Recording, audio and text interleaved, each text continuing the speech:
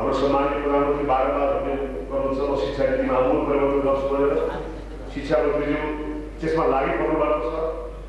त्यसको लागि मूलभूत तीन शिक्षक, विद्यार्थी, अभिभावक, सरकार सारै पक्षले यदि महसुस गरेर एउटा सहमतिको आधारमा अगाडि बढ्न सक्छ भने निश्चय पनि शिक्षामा आमूल परिवर्तन हुन सक्छ। दृष्टिकोण सोचाइको आधारमा कुरा हुन्छ।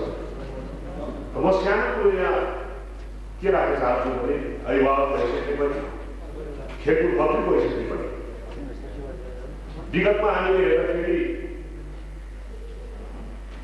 पब्लिक स्कुलहरू खेलकुदका अथवा हाइकिङका अथवा हेल्थका विभिन्न अतिरिक्त क्रियाकलापहरू हुन्थे जुन अहिले वास्तवमा त्यो एक्टिभिटिजलाई हामीले करिकुलरसँग गाँसेनौँ भने मलाई लाग्ने कुरा चाहिँ सम्पूर्ण शिक्षा उसले पाउने स्थिति हुन सक्छ।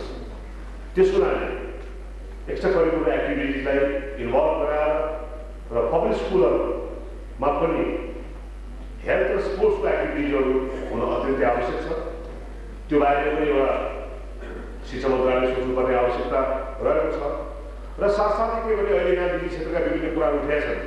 नेपाल जस्तो मुलुकले जहाँ त्यसलाई औद्योगिकरणको जाने कम सम्भावना छ, हाम्रो आर्थिक विकासको निम्ति पनि सोसल इन्डस्ट्रीको रूपमा चाहिँ शिक्षा स्वास्थ्यको क्षेत्रलाई लिएर जाने बेला आएको छ कि छैन, यो बारेमा पनि सोच्नुपर्ने आवश्यकता रहेको हुनाले म यहाँ धेरै लामो कुरो भन्न चाहन्न। यो सबै समस्याहरूलाई राखेर अभिभावकसँगले एउटा बृहत छलफलको कार्यक्रम अगाडि बढाओस् मेरो सल्लाह छ, मेरो सुझाव छ। र त्यसबाट चाहिँ एउटा नयाँ बाटो, नयाँ गोल्टो हामी अगाडि बढाउन सकौँ।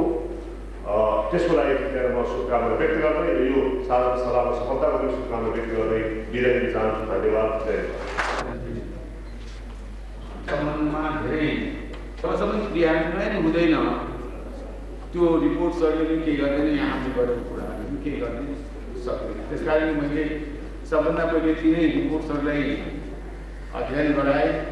त्यसमा के कारवाही गर्नुपर्छ भनेर त्यसको चाहिँ कारवाहीको सुरुवात गर्न लगाए इत्यादि काम गर्दाखेरि अब मलाई के लाग्छ भने एउटा जस्तो शिक्षाको एक्जिबिसन पनि हामी गर्नुपर्छ होला। जस्तो कि शिक्षा यति शिक्षण संस्थाहरूले के कुरो समाजलाई यति राखेका छन् पनि गर्नुपर्छ होला जस्तो लागेको छ। किनभने मान्छेले बुझ्न पऱ्यो कि कहाँ कहाँ के हुँदैछ। त्यसै गरिकन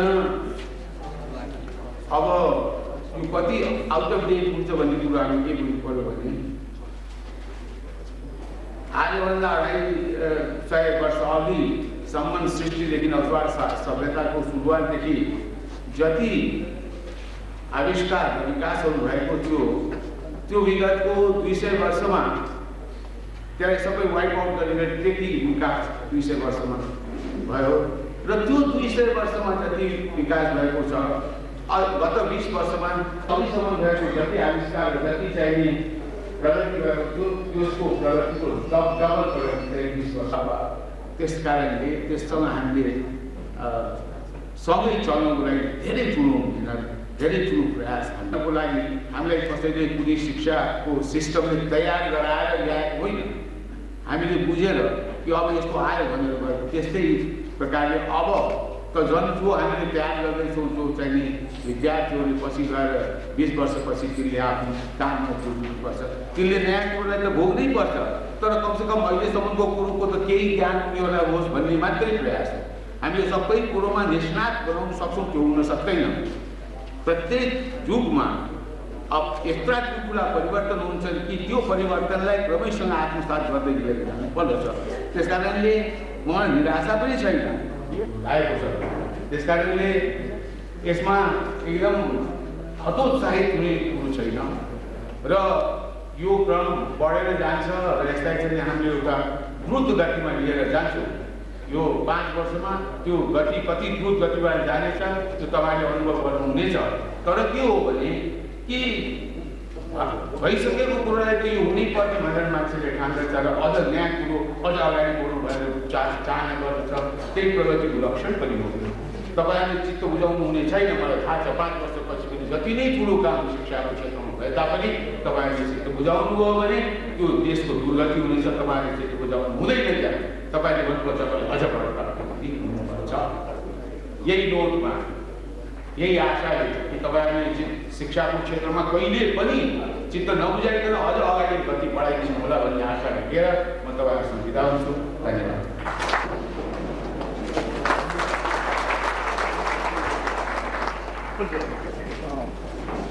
अब यसपछि प्रमुख अतिथि सम्माननीय पूर्व प्रधानमन्त्री श्री शेरबहादुर देवाजीलाई समुद्घाटन उपस्थित अभिभावक महिला तथा सभी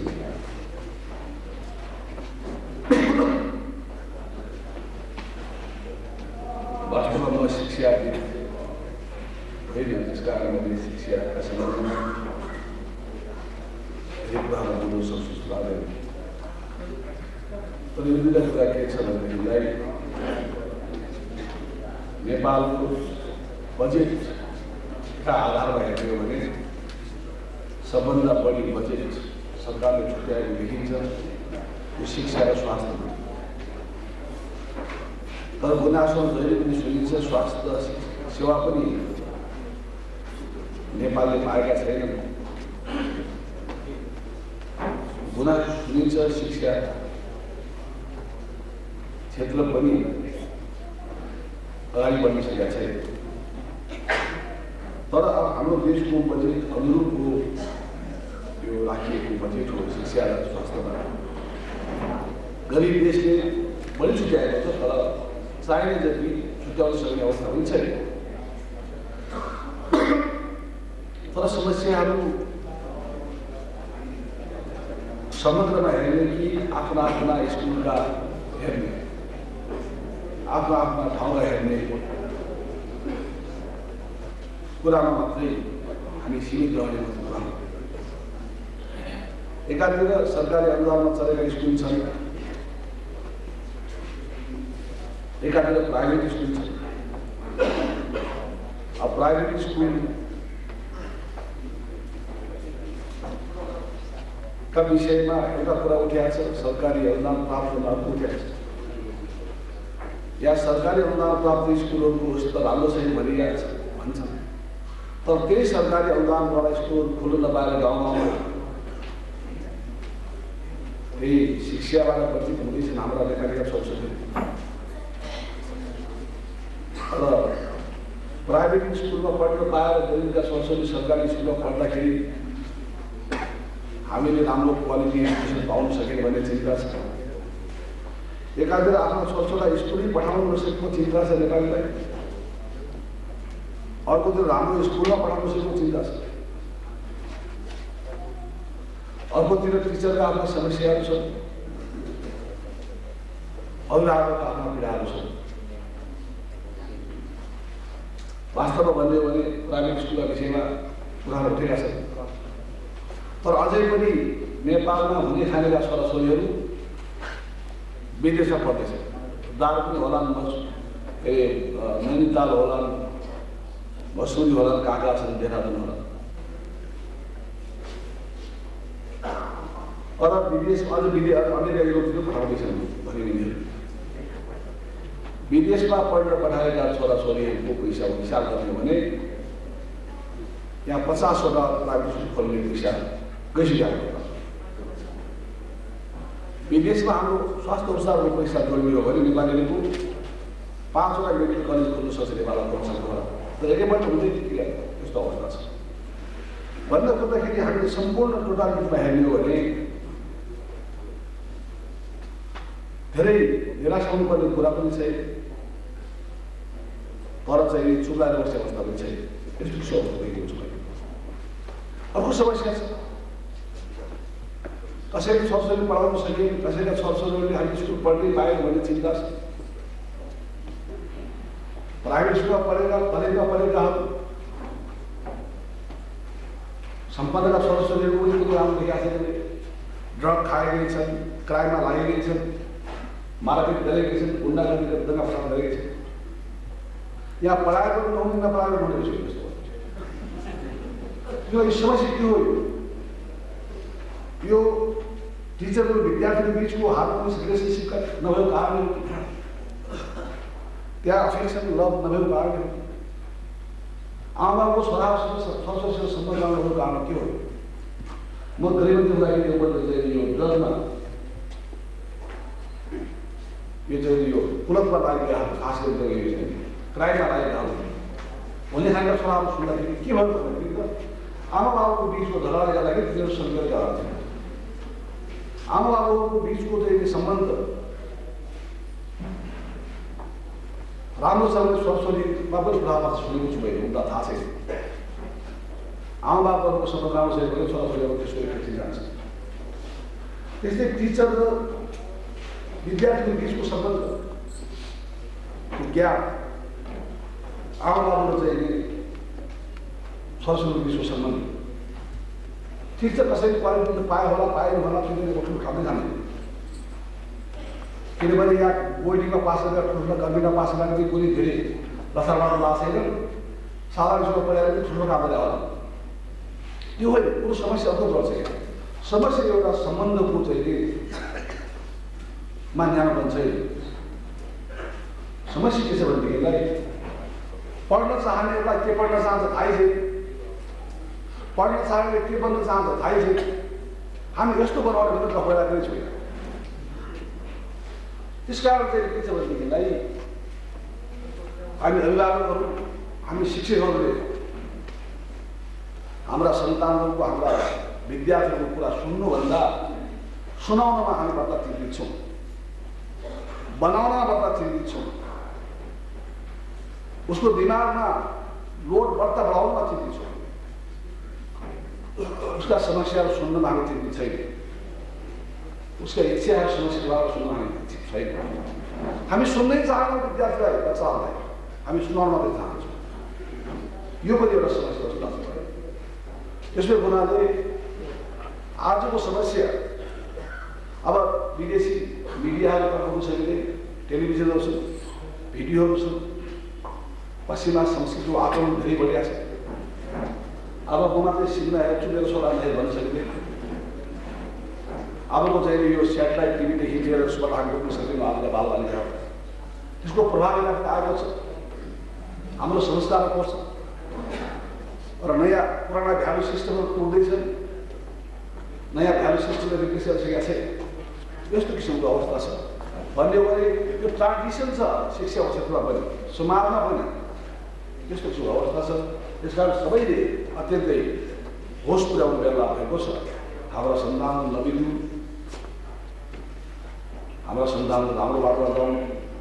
शिक्षा भनेको यस्तो चिज हो, शिक्षाले चरित्रवान बनाउन सक्दछ, शिक्षाले गुण्डा बनाउन सक्दछ, सङ्कटले अपराधी बनाउन सक्दछ। त्यसमा उनीहरूले सम्बन्ध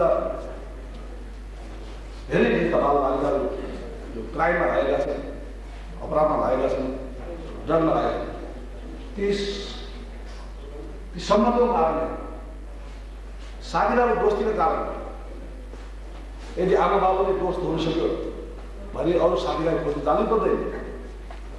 टिचरहरू दोस्त हुन सक्यो भनेदेखिलाई अरू साथीभाइ क्राइममा लागेका साथीभाइ खोज्नै पर्दैन।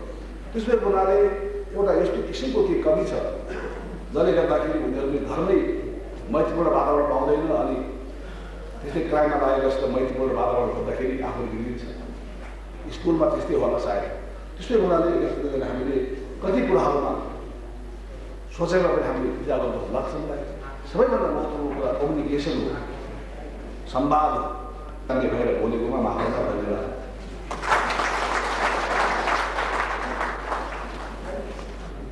सम्माननीय भूतपूर्व प्रधानमन्त्री श्री शेरबहादुर देउवाज्यू, मञ्चमा परासीन आदरणीय मन्त्रीज्यूहरू, आदरणीय सल्लाहकारज्यूहरू, मान्य सांसदज्यूहरू र हाम्रो निमन्त्रणालाई स्वीकार गर्न आउनुभएका विशिष्ट हाम्रा अतिथिज्यूहरू, आज अभिभावक सङ्घको दोस्रो साधारण सभा भइरहेको छ। त्यसको उद्घाटन सत्रको अन्तिम तथा विसर्जन गर्ने वक्ताको रूपमा म यहाँ उभिएको छु। म यहाँ उपस्थित विद्वान मण्डलीहरूलाई धेरै लामो र उराट कालको कुरा गर्न चाहन्न, तर शिक्षा क्षेत्रमा भइरहेका विसङ्गतिहरू अभिभावक सङ्घ स्थापना भएपछि आफ्नो काँधमा आइपरेको जिम्मेवारीमा हामीले उठाउने गरेका मुद्दाहरू चाहे त्यो समाजले उठाएको होस् चाहे त्यसलाई अभिभावक सङ्घले संस्थागत रूपमा उठाएको कुराहरू होस्, म दुई शब्द साझा निवेदन गर्ने जनताले चाहिँ अवश्य गर्नु। आज शिक्षा क्षेत्रमा दुई किसिमको नागरिक उत्पादन हुन आयो भनेर चिन्ता बडो जोडले सर्वत्र हुन आएको छ। नागरिक सरकारी अनुदान प्राप्त विद्यालयबाट आउने एउटा विद्यार्थी, निजी तथा आवासीय विद्यालय वा निजी विद्यालयबाट आउने अर्को विद्यार्थी, यसरी दुई किसिमको विद्यार्थीहरू उत्पादन हुन आयो। सरकारको रूपमा यो कुरा देखियो भनेर सर्वत्र चासो र चिन्ता बनेको छ। समग्रमा भन्नुपर्दा राज्य स्टेटले चाहिँ शिक्षामा राख्नुपर्ने एउटा दूरगामी दृष्टिकोण त्यो स्पष्ट रूपमा आउन नसकेको आजको अवस्था हामीले महसुस गरेका छौँ। जनआन्दोलन पश्चात नेपालमा एउटा उच्च स्तरीय एउटा राष्ट्रिय शिक्षा आयोग गठन भयो, त्यसले प्रतिवेदन बुझाइसक्यो। त्यस पश्चात पुनः फेरि 2054 सालतिर एउटा उच्च स्तरीय राष्ट्रिय शिक्षा आयोग गठन भयो, त्यसले पनि आफ्नो अध्ययन गरेर त्रिपाक्षिक सरकारलाई प्रतिवेदन बुझाइसकिएको छ।